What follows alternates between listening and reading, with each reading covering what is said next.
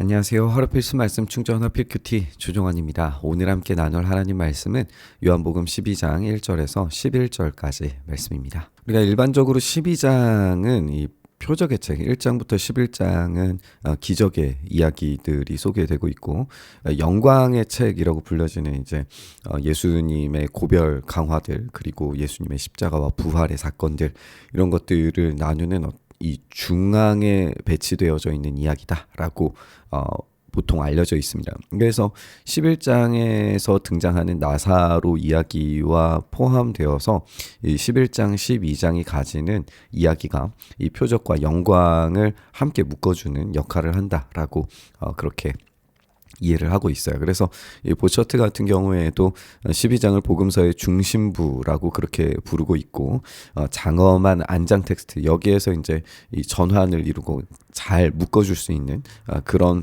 텍스트라고 이야기를 합니다. 그래서 우리가 이 12장을 읽을 때에 이 기적과 더불어서 그리고 사람들의 반대들, 그 가운데에서 예수님께서 어떠한 이야기를 이끌어 가시는지, 그것이 결국에 죽으심과 또 부활을 향한, 이 생명을 향한 이야기로 어떻게 이해되어져 가는지에 대해서 우리가 살펴보게 될 겁니다. 그래서 이 전환을 우리가 잘 살펴봐야겠죠. 6월절 엿새 전에라고 시점이 소개되고 있는데, 마가복음을 참고해 보면 6월절 이틀 전으로 암시되는 사건이 벌어지고 있어요. 그러면 이게 이제 시점을 잘못 이해한 거냐, 이렇다기보다는 어떤 이 의도적인 이야기들과 배치들이 놓여져 있다라고 그렇게 생각을 해볼 수 있을 것 같습니다. 지금 요한은 이 사건을 순환주간의 시작점이라고 배치를 해서 예수님께서 6월절 어린 양으로 준비되신다라고 하는 점이 강조되고 있다라고 그렇게 카스는 이야기를 합니다. 예수님께서 베다니에 가시게 되는데, 이 베다니는 예수님께서 죽은 사람 가운데 살리신 나사로가 사는 곳이라고 이렇게 소개를 하고 있어요. 이 나사로를 배치하는 이야기도 마찬가지죠. 죽음에서 다시 살려내심, 이 부활을 경험한 사람에 대한 이야기입니다. 그리고 우리가 잠시 후에 또 살펴보겠지만, 이 사건으로 말미암아서 나사로까지도 표적이 되는 것을 보게 돼요. 그래서 부활은 사람들에게 굉장히 큰 도전과 사람들의 반대를 낳게 된다라는 것을 우리가 살펴볼 수가 있습니다. 거기에서 예수님을 위해서 잔치를 베풀었는데, 마르다는 시중을 들고 있었고 나사로는 식탁에서 예수님과 함께 음식을 먹는 사람 가운데 껴 있었다라고 이렇게 소개를 하고 있어요. 이때 마리아가 매우 값진 순나드 향유 한 근을 가져다가 예수님의 발에 붓고 자기 머리털로 그 발을 닦는 장면이 등장을 하게 됩니다. 마리아가 이 비싼 향유, 순전한 나드 한 근을 가지고 와서 머리를 붓는 이 장면은 굉장히 어떻게 보면 그 당시 문화에서는 이해하기 힘든, 또 도발적인 그런 상황일 수 있어요. 이 향유 한 근이라고 하는 것의 가치를 이제 300데나리온이라고 소개를 하고 있는데, 우리가 이 300데나리온은 엄청난 양이었다라고 알 수 있죠. 이 한 근은 로마식 파운드로는 11에서 12온스로 엄청난 양이었다라고 이야기하면서, 이 값비싼 향유가 잠재적인 결혼을 위한 지참금에 가까운 금액이었다라고 이야기합니다. 300데나리온이라면 노동자가 하루 일해서 받을 수 있는 임금이 한 데나리온이잖아요. 한 데나리온이기 때문에 이 300데나리온이라면 정말 1년을 꼬박 일해야 받을 수 있는 돈이라고 생각을 하면 됩니다. 1년 연봉인 거죠. 그러니까 굉장히 큰 가치를 가지고 있는 게 이 나드 향유 한 근인 겁니다. 이것을 지금 모두 다 부어서 드리는 것은 자기의 미래를 드리는 것과 다름이 없죠. 그렇게 모든 것을 정말 예수님께 다 의탁한다라고 하는 표현을 우리가 볼 수가 있어요. 우리가 조금 있다가도 살펴보게 될 텐데, 이 나사로도 죽음의 위협을 받고 있거든요.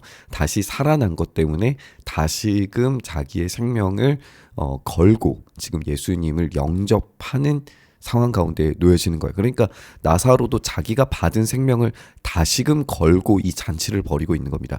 그래서 지금 이 제자들이 보여주는 모습에는요, 자기의 미래와 생명 모두를 걸면서 예수님을 초청하고 환대하고 예수님과 함께 잔치를 벌이는 그런 장면들을 우리가 발견하게 되는 거예요.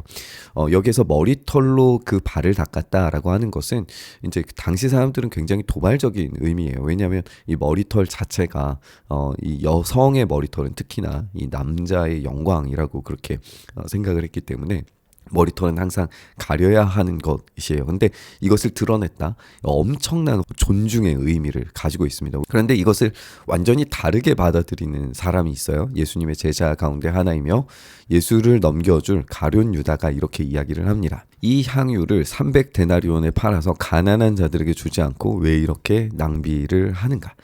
가난한 자들에게 주지 않았다라고 하는 것은 가난한 사람을 생각해서가 아니라 도둑이어서 돈자루를 맡아 가지고 있으면서 거기에 든 것을 훔쳐내곤 했기 때문이다라고 이렇게 이야기하고 있습니다. 지금 유다가 이렇게 말하는 것은 결국에는 가난한 자들을 구제하자는 게 아니라 개인적인 탐욕이 이타주의처럼 위장된 것이다라고 그렇게 이야기를 하고 있습니다.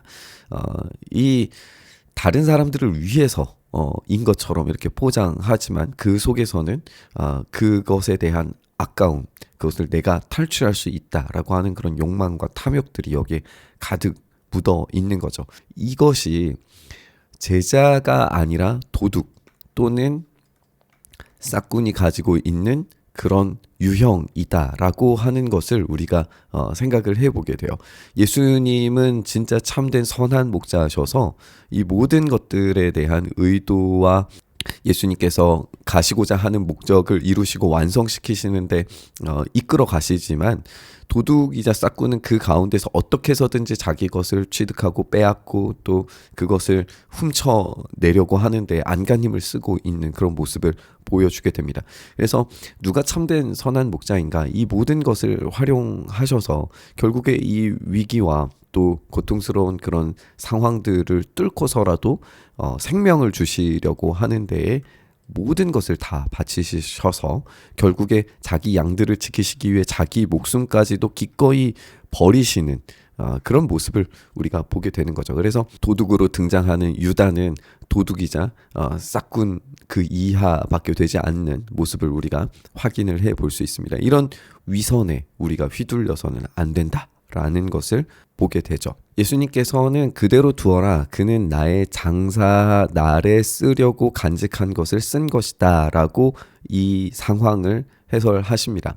장사 지낼 날에 미리 쓰려고 준비되어진 것, 그것이 미래를 담보하는 것이었고 생명을 두고 목숨을 두고 버리는 잔치에 그리고 지금 이 기름을 붓는 행위에 의도를 설명하고 계시죠.